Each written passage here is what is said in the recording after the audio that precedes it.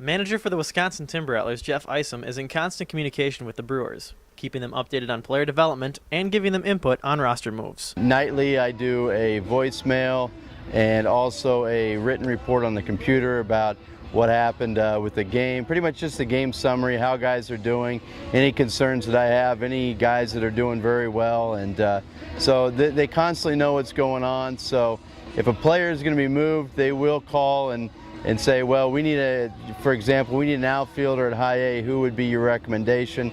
They'll listen to who I have, and then they also put in their input from their scouting reports and all that and make the decision. The Brewers also give Isom input on who and what they'd like to see. A lot of the information we get as far as innings pitched comes directly from Milwaukee.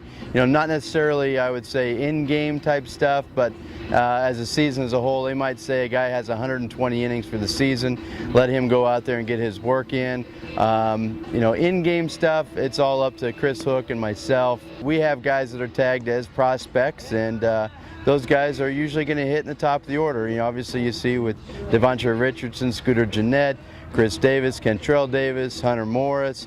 Those are guys that we have tabbed that need to be in the lineup on a daily basis, and hence you see them out there every day.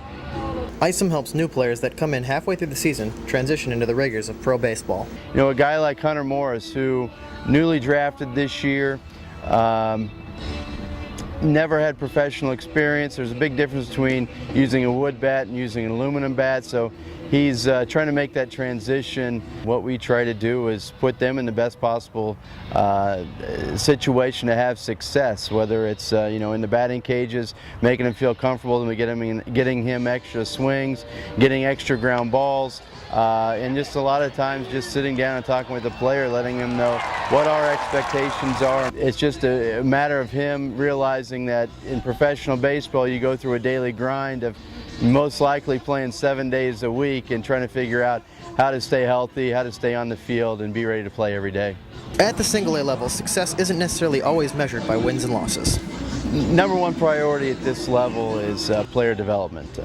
We're looking at players, what they're capable of doing here, and then projecting them out to be in, okay, what are they going to be, what kind of player will they be in, say, 3-4 years. So we want to make sure that we are working on the skills that they need to be successful in the future. So with that being said, the player development's huge, but in the meantime, we're also trying to win as many ball games as we can. So a big part of player development to me is learning how to win. So anytime we take the field, we definitely want to win those games.